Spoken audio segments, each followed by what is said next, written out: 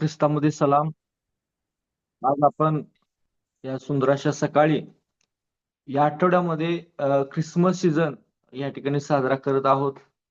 आणि आज माझ्याकडं योसेफाच्या विश्वासूपणाबद्दल आणि त्याच्या आज्ञाधारकपणाबद्दल या ठिकाणी बोलण्यासाठी मला संधी दिलेली आहे. त्याबद्दल मी सर्वप्रथम देवाचे आभार मानतो आणि तुमचे सर्वांचे देखील मी आभार मानतो. योसेफ हा एक विश्वासू व्यक्ती आपल्याला बायबलमध्ये बघायला मिळत आहे. बायबलमध्ये त्याचा जास्त या ठिकाणी उल्लेख नाही किंवा त्याच्याबद्दल काही फारसं आपल्याला या ठिकाणी बघायला मिळत नाही. परंतु मत्तेच्या पुस्तकामध्ये मत्तेचा पहिला अध्याय 18 ते 25 या वचनामध्ये ज्यावेळेस अ, येशू ख्रिस्ताच्या जन्माबद्दल या ठिकाणी जी काही गोष्ट सांगितलेली आहे त्यामध्ये आपल्याला बघायला मिळतं की योसेफ हा प्रियजनांनो कशा पद्धतीनं देवाच्या आज्ञेला सहकार्य करत आहे किंवा कशा पद्धतीनं तो विश्वासू आहे हे या ठिकाणी आपण बघणार आहोत. आपण मत्तेचा पहिला अध्याय 18 ते काही वचन या ठिकाणी वाचणार आहोत. असे या ठिकाणी सांगितले पहा, येशू ख्रिस्ताचा जन्म ह्या प्रकारे झाला. त्याची आई मरिया हिचे योसेफास वागदंड झाल्यावर त्याचा सहवास होण्यापूर्वी ती पवित्र आत्म्यापासून गर्भवती झालेली दिसून आली. तिचा पती योसेफ नीतिमान होता व तिची बेआबरू करण्याची त्याची इच्छा नसल्यामुळे तिला गुप्तपणे सोडण्याचा त्याने विचार केला.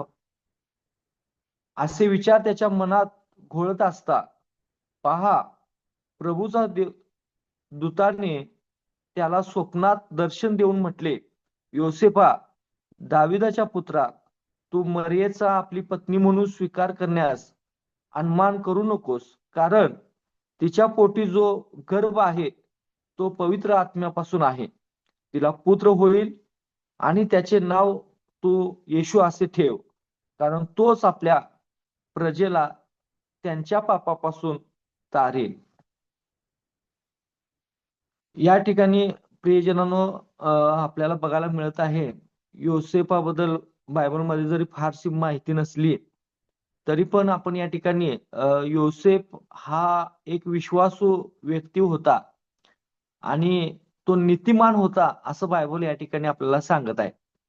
म्हणजे योसेफ हा देवाबरोबर कशा पद्धतीने विश्वासू आहे आणि त्याच्यामध्ये कशी नीतिमत्ता आहे, नीतिमान तो कसा आहे, हे या ठिकाणी आपण त्याचं अनुकरण करण्यासारखं आहे.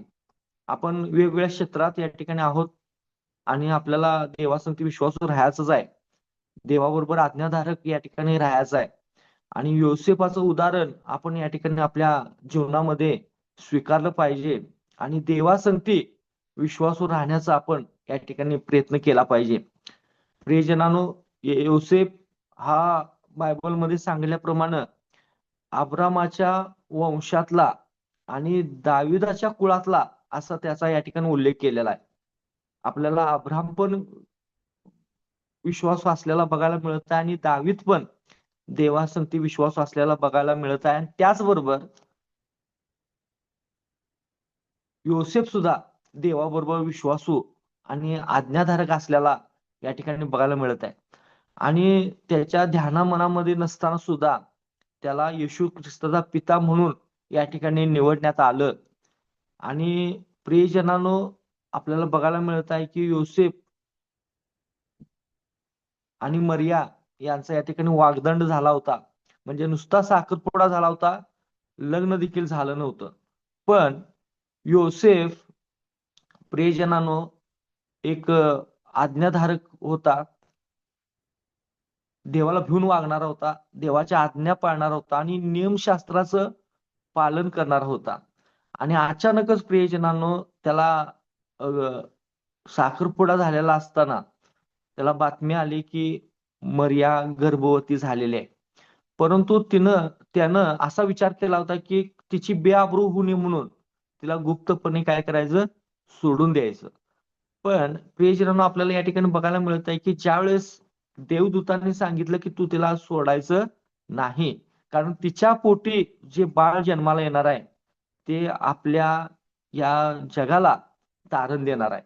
आणि म्हणून प्रियजनांनो या ठिकाणी त्याचं विचार या ठिकाणी बदललेले आहेत. पवित्र शास्त्रामध्ये, नियमशास्त्रामध्ये असं बघायला मिळतंय की प्रियजनांनो, जर एखादी स्त्री लग्ना अगोदर किंवा लग्न झाल्यानंतर व्यभिचार करताना जर सापडली किंवा अशा प्रकारचा जर प्रकार घडला, तर तिला सोडून देणं हाच एक पर्याय होता किंवा त्या दगडमार करणे किंवा तिला शिक्षा करणे अशा पद्धतीची प्रियजनांनो तरतूद होती.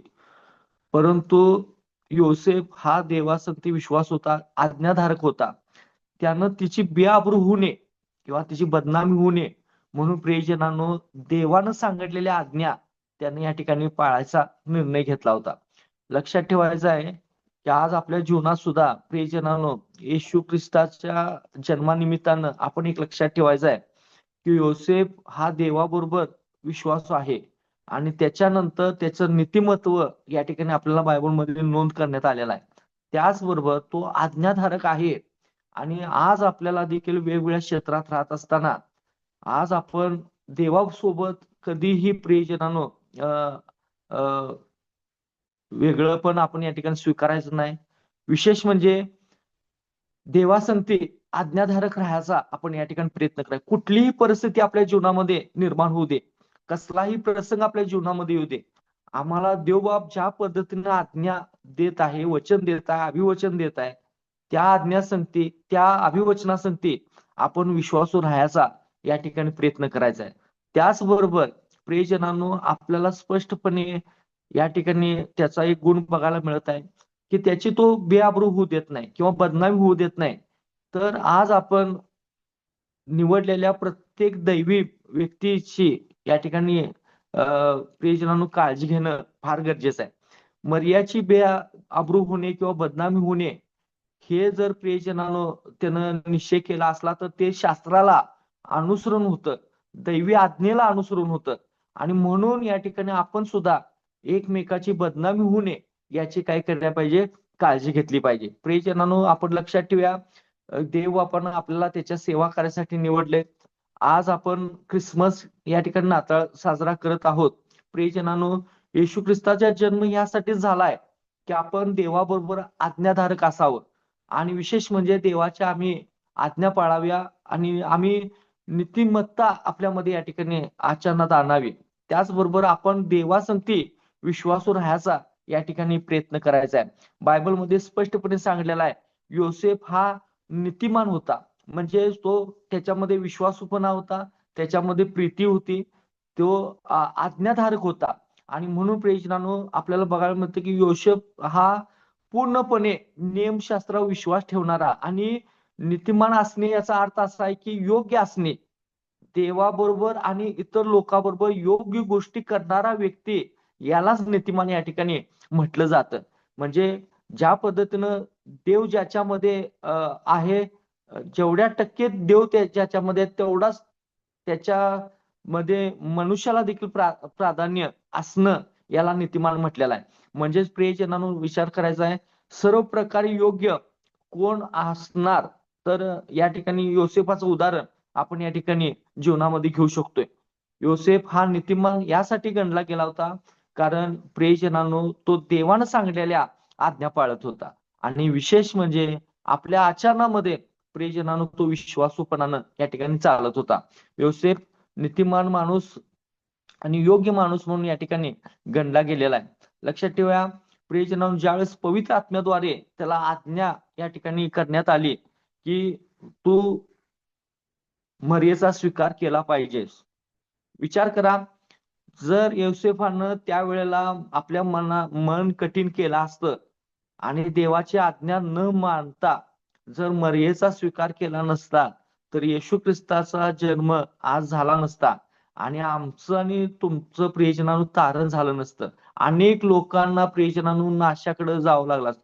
परंतु देवाची योजना त्यानं ओळखून घेतली आणि देवाच्या आज्ञा पाळायचा या ठिकाणी प्रियजनांनो त्याला सराव होता किंवा त्यानं प्रियजनांनो कायमस्वरूपी देवाच्या आज्ञा पाळलेल्या आहेत आणि म्हणून ही सुद्धा आज्ञा त्यानं कोणतीही शंका न बाळगता या ठिकाणी मांडली पाळली आणि देवाच्या पवित्र आत्म्याविरुद्ध तो गेलेला नाही.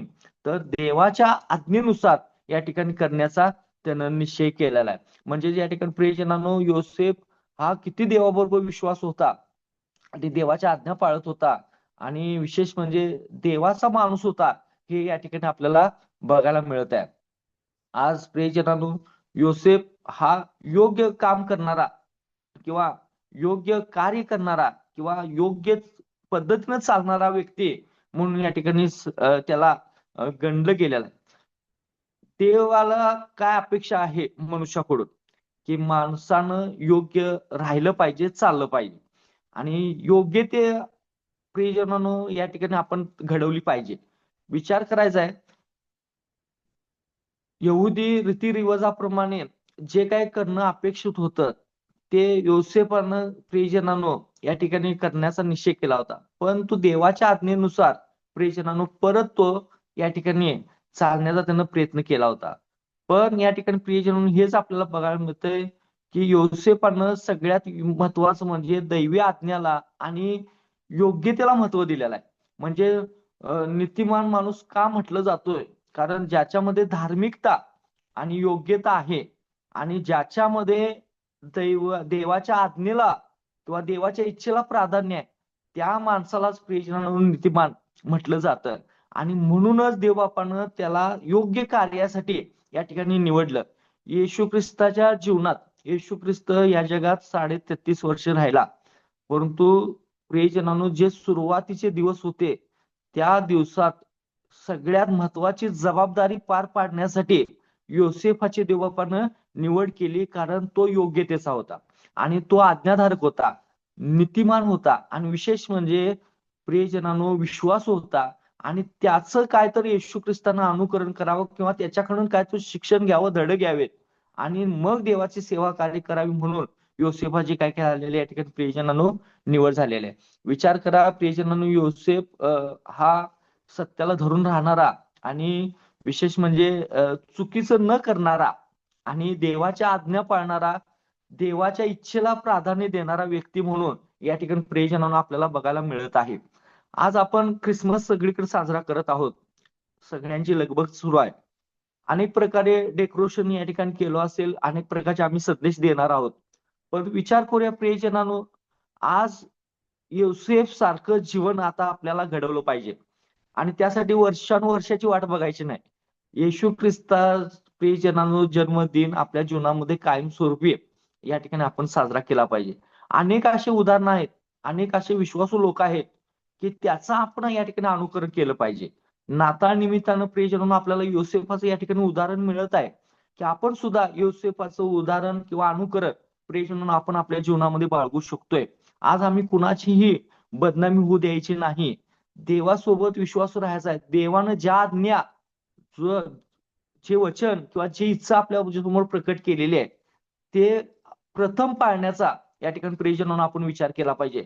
आपण देवाच्या इच्छेला आपल्या इच्छा काय केल्या पाहिजेत या ठिकाणी मारल्या पाहिजेत आणि विशेष म्हणजे देवाच्या इच्छा पूर्ण होण्यासाठी आपण प्राधान्य दिलं पाहिजे आणि विशेष म्हणजे योग्य जे काय आहे, देव काय जे आपल्याला सुचवत आहे पवित्र आत्म्याच्या द्वारे, ते करण्याचा या ठिकाणी आपण प्रयत्न केला पाहिजे. आपल्याकडे देवाच्या वचनावर आधारित किती तर प्रियजनांनो गोष्टी आहेत. त्या सत्य आहेत, त्या विश्वासू आहेत आणि विशेष म्हणजे त्या आपण जर जीवनात स्वीकारल्या तर त्याचे आशीर्वाद देखील प्रियजनांनो तुम्हाला मला अधिक या ठिकाणी मिळणार आहेत.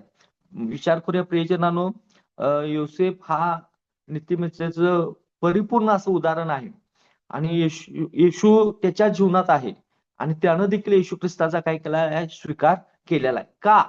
कारण आज तुम्हाला आणि मला येशू ख्रिस्ताची गरज आहे, तारणाची गरज आहे.